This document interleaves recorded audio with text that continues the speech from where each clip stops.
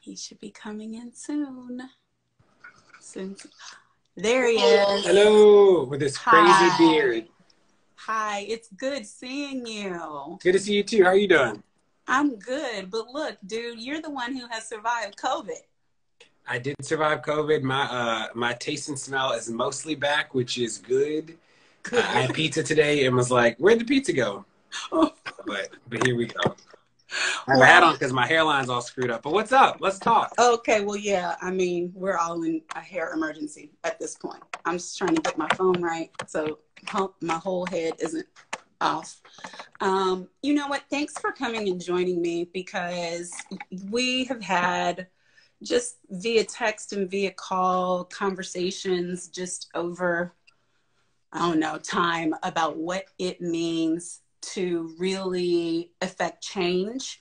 And for me in this hour, with all of this hurt and all of this just rage and fury, I would like to have conversations that provide real action steps and provide maybe just a different lens through which to view what's going on. And so I don't want to put any brakes on you for what it is you feel like you want to share, but the people who are on here with me have been just despondent and wanting to do something, wanting to bring about change, not knowing how to do that and not knowing if it's even possible. And I know you have a unique background and continuing work in that area. Yeah, it's good to be here. You know, this is an interesting time. You know, the police have killed as many people in March and April 2020 as they did in March and April 2019. So COVID didn't slow it down. COVID didn't stop it. It's happening. I saw somebody in the comments say that they're going to protest for the first time tomorrow. You know, be safe. Make sure that people you love know where you are. Make sure you have a number for the bail fund or whoever can help you if you're in a bind written on your body. But we've been here before, right? This isn't a new moment. This is a moment that we've seen time and time again. The question is, how do we make sure that these moments don't exist anymore, right? Like, what do we do? And in 2014, that was an awakening for a generation. There were a set of us who I remember being in the street in Ferguson and Baltimore and cities across the country, and we knew it obviously was a problem. We didn't know the structural fixes to make sure that it ended. And the cool thing is that we actually do know the structural fixes. Like, we do, you know? Like, we know them now. And the question is, can we scale them, you know? Okay, but when you say you know them, you're saying you know them, but I know a whole lot of us maybe don't know them, or we don't know the same one. So when you're talking about things that need to be done in order for this to stop happening, what are those? Yeah, so we think about what is a solution. A solution has to do two things. It has to both change the behavior of the police, and it has to change the outcomes. Yeah. So the outcomes would be like killing less people, and the behavior would be some sort of like not shooting, not choking, those sort of things. Now, there are 5 things that readily comes to people's minds that they think of as solutions, and they actually aren't. So body cameras, mixed at best, not conclusive that they change the outcomes around police. You know, I'm smiling because on some of these we agree and some of these we don't, but go ahead, give your 5. So I am sort of neutral about the agreeing. I'm saying that the latest studies are pretty clear to me. Yep. Implicit bias does interesting things around police attitudes. It doesn't actually change their behavior. There's a new study that just came out about mental health training that shows that mental health training for police officers to deal with people who are going through a mental health crisis actually doesn't change anything about their behavior actually and interacting in those moments, which is interesting. What about before? Not when there is a crisis, but what about that as part of the screening for officers before they can get on the force, like enhanced training in all of those areas as part of a higher selectivity of who can actually become a police officer? Yeah, so there's not actually great studies about the screening of police officers because in most places the screening is really minimal. So when I used to be the chief of human capital in the school system in Baltimore, I actually got the psych evals for police officers. And it was very, I remember reading those evals and it was very like, she had a mother. Her mother was nicer. It wasn't very deep. Right. So I'd be interested in more screening around them. The race of officers is not as much of a factor in the outcomes that people would think. And then community policing. Right. They're all Community blue. policing actually has no impact on police behavior either.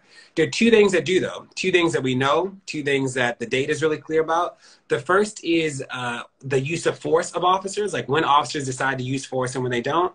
And the second is the rules around accountability. And Minneapolis is is a great microcosm for these two things. So in Minneapolis today, chokeholds are not banned. So when we think about the situation with George Floyd, there was a chokehold or a cardio restraint was used, and that by itself is actually not a violation of policy.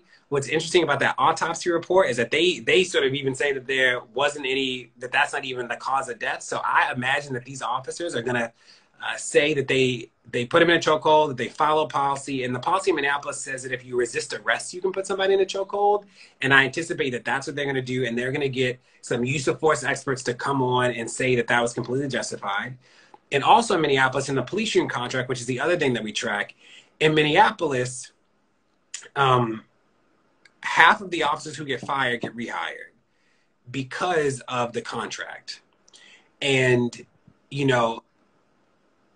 the contract in Minneapolis is actually under negotiation right now, and it will be powerful for them to figure out how to strip the need for an arbitrator from the police union contract.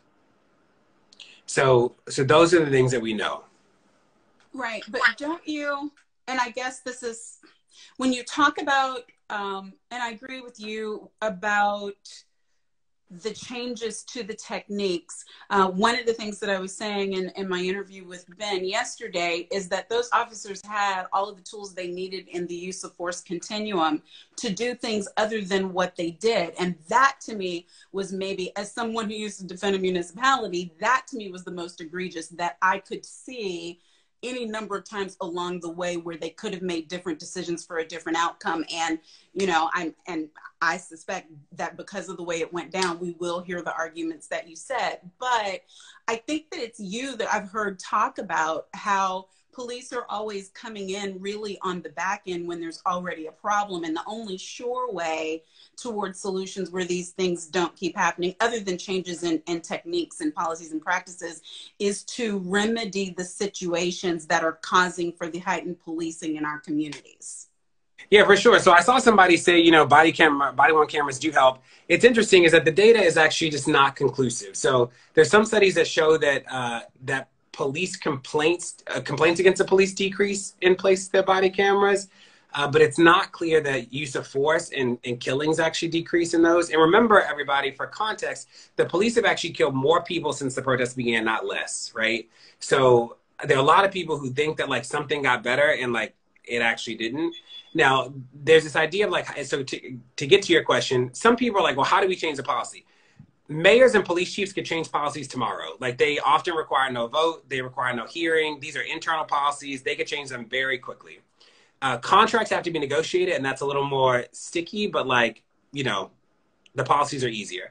Now, you're right that the second part of the work, outside of the changing the structures and systems, the second part of the work is to decouple the idea of safety and the police, right? Yep. So, and that leads us down a path of divestment from policing, investing in other strategies. We know that the safest communities are not the communities with more police, they're the communities with more resources, right? We know those things.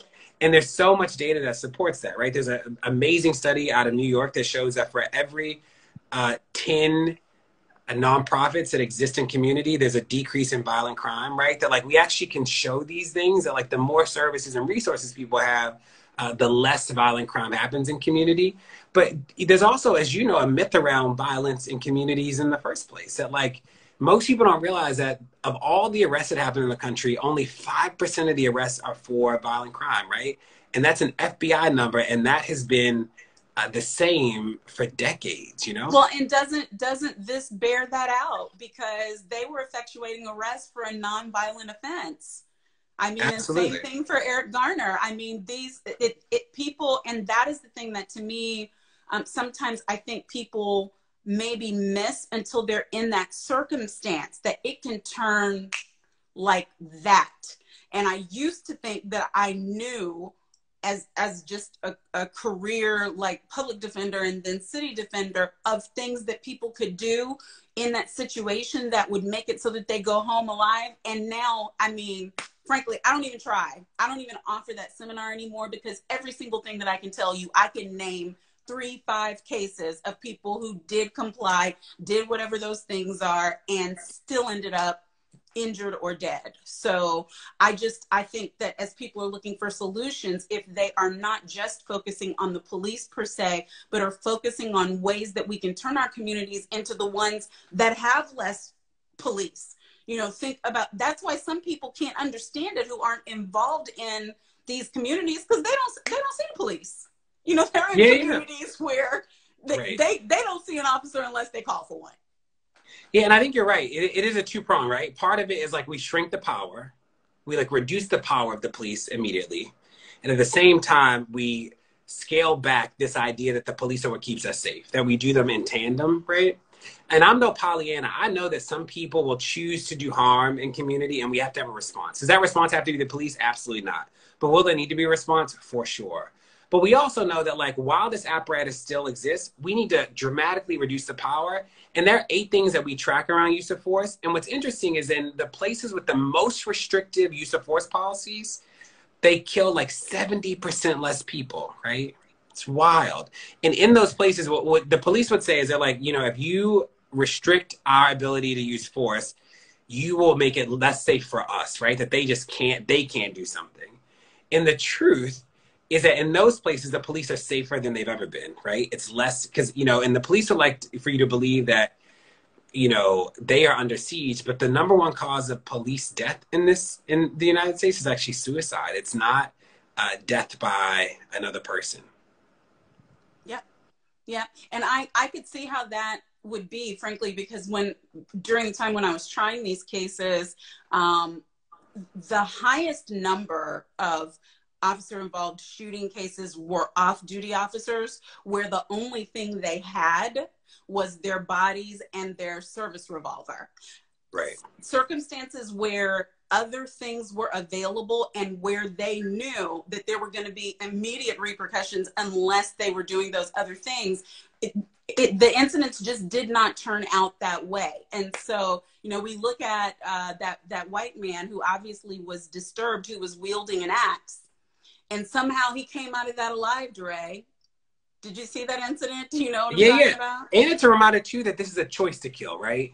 Like, I feel like I'm in some conversations and they're like, well, he had to. You're like, I don't know if he had to kill that person, right? Like, this is a choice. And these are choices. So when you see a police officer, you know, I was on a panel with a police chief in a big city not too long ago, and he was trying to make this big thing about, like, removing police officers from K-12 schools because he wasn't actually in charge of police in schools. So he was trying to show that he was down. And I was like, here's the thing. We should remove police from schools, or police shouldn't be involved in discipline at the very least, right? But remember that it is a choice for a police officer to walk into a school and body slam a 10-year-old. It is a choice to choke a 14. Like, these are choices. So police could be lined up in the building and choose not to do. It's a choice to do this. You know what I mean? And that's what I feel like gets lost sometimes. Like, people make it seem like, oh, it just has to. You're like, no, they choose to kill. Well, they choose it. And plus, as long as the standard is reasonableness, it's a choice that they get to much quicker because there's something that's going on in their heads that believes that they're going to be able to justify that. And, you know, the use of force is supposed to be appropriate. It's not supposed to be over that which is subjectively reasonable for the officer who's in fear in the circumstances. But I was just listening to Senator Harris earlier today saying that standard itself needs to be changed. It doesn't need to be reasonable. It doesn't need to be, is it reasonable? It needs to be, is it necessary? And that would be much harder. That would be much harder to prove in a lot of these circumstances, especially if there is body cams, which I know in and of themselves don't help. But if there's going to be a real calculus of, did this officer do what was necessary in that circumstance? Like, just because the suspect had a weapon, if the weapon wasn't drawn, if there's no furtive gesture, then how do you justify shooting body mass like that? So I'd like to see work in all of those areas, but I'm particularly intrigued about what you talk about us looking at our communities and taking away the power from, you know, the police and putting more of the power in our own hands. Yeah. You know, and I'm struggling with a lot of the elected officials right now because And, you know, since 2014, this has been my day-to-day work, right? Has been about the police. And you think about in California, they almost got the necessary standard put into law. And at the last minute, the legislature caved to the police. So it's interesting that in this moment, you see all these politicians who are not in Minneapolis talk about what needs to happen, and they are unwilling to fight that fight in their place. They're unwilling to fight it in their city. You know, I've seen some New York legislators make all these statements today, Monique, and let me tell you, in New York, de Blasio lifted the ban on chokeholds in 2016. He lifted the ban on shooting and moving vehicles, and he removed the requirement that minimum force be used when arresting. Like, so you don't get to talk about. I have trouble listening to anything he has to say. Yeah, but you think about all these, there are a whole set of people, you know, who like didn't advocate for stringent issues with the police in their own towns, but are releasing statements about Minneapolis. And that just, we also can't let people off the hook. And it's like people we love, right? It's people we know. But it's still do like, you believe that it needs to be a town-to-town state? I mean, because to me, I think we need to see federal guidelines and regulations across the board for what it takes to become an officer and to have essentially a license to kill, and what the standards are, and for reporting for incidents of police misconduct or use of force. I think all of those things need to be at the federal level, because otherwise, you know, my rights are protected in Texas, but they're not in North Carolina. Yeah, so, you know, the more and more we learn, it's like the federal government has a limit to what they can do. They can do some interesting things with the DOJ about conditioning funding. There could be a national use of force policy, and that's what we have proposed for a lot. It's what we proposed to Obama, the presidential candidates in 2016, the presidential candidates now. There's some interesting things about the DOJ oversight and data collection. But, you know, like I know, most of, you know, there are 18,000 police departments, and most of the decisions are local or at the state level that are going to happen. So I think that we could have a 50-state strategy around these things. You also know, like I know, that the contracts are labor contracts, and it is hard in some places to move around them or to go outside of some of the things that have already been negotiated away unless a law supersedes them. And I'll tell you, because, you know, you used to work on the other side, right? Unless a lawsuit or money. It's not just a lawsuit. I mean, yeah, you know, I said unless a law supersedes them. But the lawsuit's not, you know, the New York City settles $200 million a year, and that still hasn't changed in NYPD, right? Like right. No, I think the FOP, which I think is the conversation we've had offline, which I know the FOP is for everybody. They think of them as the devil, and I don't necessarily disagree. I just think that ultimately they're out to get what they want for their members, and if there is benefit, monetary benefit or other types of benefits to their members for some sort of negotiating, I just haven't seen people give it a real try. So that's just an area. I don't know. I know we disagree about this, because I think that what I've seen is the police be really smart and say, we know the cities are cash strapped, so we will ask for all these things that have no financial impact but are wild, right? Which is how we see in cities across the country where they destroy police officer disciplinary records every 2 years, right? Or they have these wild things that are like police can bring recording devices to interrogations in ways that we don't allow for other, you know, like all these really wild clauses. They negotiate it in the absence of having a pay increase or like any wage increase or any monetary increase, you know? Well, okay, Deray, I know you have a hard out at 11:30. So I would like you to spend the next 2 minutes telling us if you had a wish list or directives for what we, just everyday citizens in our regular way of life, could do now to start to help us move forward. What would that be? Yeah, I think that the big thing is that, you know, we should defund the police. We should do some radical interventions. I think that some people take for granted that we actually have to build the path to lead people there. So I always, when I'm thinking about messaging, I'm always thinking about talking to my aunt. I live in Baltimore. My aunt's in Baltimore. It is a city with a lot of homicides. I can't just say, like, we should get rid of the police. She's looking at me like, Deray, it's a dangerous city. We got to, like, I agree that the police are killing people, but, like, help me understand. So when we talk about abolition and we talk about defunding the police, we have to, like, build the argument for people so they can actually, like, get there. And I think sometimes we take for granted that people saw a video and they just like automatically agree that the whole system is screwed. Because a lot of people saw that George Floyd video and they were like, wow, that officer is bad. They were not like, this officer is the byproduct of a system that will continue to produce officers like this, right? And like the more and more that we can tell that story and push people to understand that, like the more and more it'll be easier to do these policy fixes, these structural fixes, and ultimately defund the police. Is there a good source that people can go to just to learn and familiarize themselves with these concepts or with the studies? Yeah, so we launched Join Campaign Zero. It's called Campaign Zero, this idea that we can live in a world where the police kill nobody. And it is joincampaign0.org.